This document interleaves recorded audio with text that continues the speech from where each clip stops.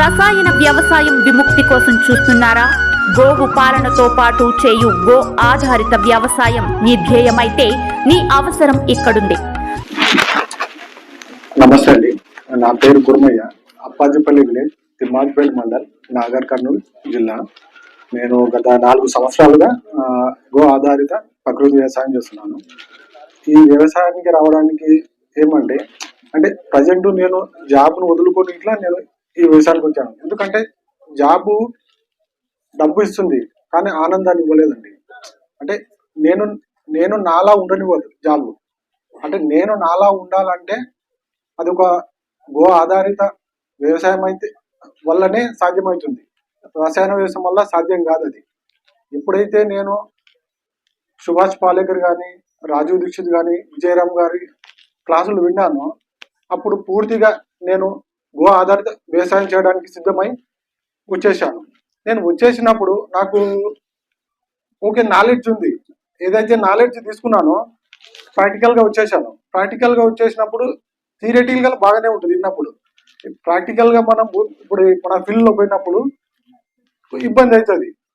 అలాగే ఇప్పుడు ఒక రైతు ఇప్పుడు రైతులు ఉన్న అందరూ రైతులు ఒక రైతు స్థాయిలో లేరు.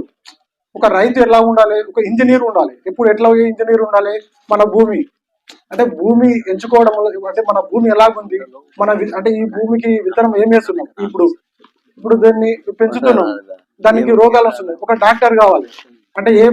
ఏం వేసినా మనం ఏ తెగులు వస్తుంది, ఏ పెస్టిసైడ్ వస్తుంది, ఇది ఇట్లా ఉండాలి. ఇప్పుడు మనం పండించిన పంటని ఇప్పుడు దానిలో మెడిసినల్ వాల్యూస్ లో ఉంటాయి కదా, మనకు ఒక కస్టమర్కి ఇచ్చేటప్పుడు ఒక డాక్టర్ కావాలి. ఒక బిజినెస్ ఇప్పుడు మనం ప్రచారం చేసుకోవడానికి ఒక బ్రాండ్ కి చేసుకొని మనమే ప్రచారం చేసుకోవాలండి. ఎవరు ఇప్పుడు నాకు ఒక బ్రాండ్ ఉంది, నా గౌ సగ్రామ్ అని. నా బ్రాండ్ గోవు. నేను ముందున్నా, నా వెనకాల గోవు ఉంది. నా బ్రాండ్ మొత్తం గోవే. గౌ సగ్రామ్ అని నేషనల్ ఫార్మ్ అని పెట్టుకున్నాను. నా బ్యాక్ బోన్ గోవు. నేను ముందరున్నాను. నన్ను మొత్తం నడిపించేది గోవు. గోవు లేదే నేను లేను. ప్రతి ఒక్కరికి ఎవరైతే ఇలా చేస్తున్నారో చేసుకోండి, చేయాలి, లేకపోతే కాదు. ఇప్పుడు మనకు సోషల్ మీడియా మాధ్యమాలు ఉన్నాయి. ఈ మాధ్యమాల ద్వారా మనం పండించుకున్నది అంతా ప్రచారం చేసుకోవచ్చు. అలాగే నేను ఇప్పుడు మిర్చి పండిస్తున్నాను, ఆనియన్ పండిస్తున్నాను, కందులు పండిస్తున్నాను. టోటల్ గా గో ఆధారితంగానే పండిస్తున్నాను. నేను ఈల్డింగ్ ఎప్పుడు ఆశించలేదండి. ఈల్డింగ్ ఇలా ఇంత వస్తుందని. ఎందుకంటే నాకు స్టార్టింగ్ లో అర్థమైంది ఈల్డింగ్ ఎలా ఉంటుందని. ఆ ఈల్డింగ్ పర్పస్ లో కాకుండా నాకు క్వాంటిటీ గురించి ఎప్పుడు ఆలోచించదు. క్వాలిటీ తీయాలనేది నాది. క్వాలిటీ కోసమే నేను ఇప్పుడు వ్యవసాయం చేస్తున్నాను. దాని క్వాలిటీ ముఖ్యం. క్వాలిటీ పాటు క్వాంటిటీ ఇప్పుడు చేస్తున్నాను. క్వాలిటీ వచ్చింది, దీని క్వాలిటీ ఎట్లా చేయాలి ఇప్పుడు 1 క్వింటాల్ వచ్చింది, 2 క్వింటాల్ రావాలంటే నెక్స్ట్ ఇయర్ ఏం చేయాలి, ఎలా పండించాలి, దానికోసం అన్ని రైతు సాయిగా నేనే ప్రయోగాలు చేసుకున్నాను. అన్ని చాలా చేస్తున్నాను.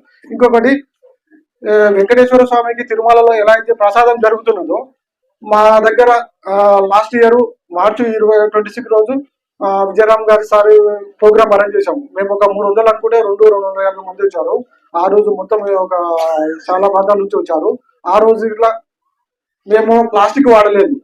ప్లాస్టిక్ వాడకుండా తాగే వాటర్ ఇట్లా మేము వంటలు చేసే మొత్తం ఏదైతే సేకరించామో అన్ని గోదావరితంగా మా స్థానికంగా ఉన్న రైతుల నుంచి మొత్తం తీసుకొని ఫుడ్ మొత్తం ఆ రోజు ఫుడ్ కానీ వాటర్, ఇప్పుడు మన ఈ ఆల్కలైన్ వాటర్ ఇట్లా తాగడానికి ఆ రోజు అరేంజ్ చేసాం అన్ని. ప్రతి ఒక్కటి ప్లేట్లు ఇట్లా ప్లాస్టిక్, తాగడానికి మట్టి గ్లాసులు ఏర్పాటు చేసాం. ఏది స్టార్టింగ్ వచ్చే వాళ్ళకి ఇట్లా చూస్తే ఇలా ఉంటుందని అర్థం కావడానికి ఇవన్నీ మేము చేసాము అనమాట. అలాగే అక్కడ లక్ష్మీనరసింహ స్వామికి నేను ఆ రోజే అనుకున్నాము చెయ్యాలని గోదావరి నైవేద్యం. ఇప్పుడు సంక్రాంతికి నుండి ఒక 19 మంది దాతలు ముందుకు వచ్చారు. వాళ్ళ అమౌంట్ మా స్థానికంగా ఎవరైతే వీళ్ళు చేస్తున్నారో వాళ్ళకు డబ్బులు ఇచ్చి డైరెక్ట్ నేను తీసుకొని వాళ్ళకు సంక్రాంతి రోజు నుండి స్టార్ట్ చేశాను. ప్రతి శనివారం అక్కడ గోదావరి నైవేద్యం జరుగుతుంది మా ఊళ్ళో శ్రీ లక్ష్మీనరసింహ స్వామికి. యాదగిరి గుట్టల అయిందో నాకు తెలియదు కానీ ఫస్ట్ అయితే ఇక్కడ చేశాము. నాకు ఆ రోజు చాలా మంది పెద్దలు చాలా బాగా చేసామని ఆశాభావం వ్యక్తం చేశాను. మరిన్ని వీడియోస్ కోసం గౌ స్వగ్రామ్ యూట్యూబ్ ఛానల్ ని సబ్స్క్రైబ్, లైక్ అండ్ షేర్ చేసి అన్ని నోటిఫికేషన్స్ కోసం పక్కనున్న బెల్ ఐకాన్ ను క్లిక్ చేయండి.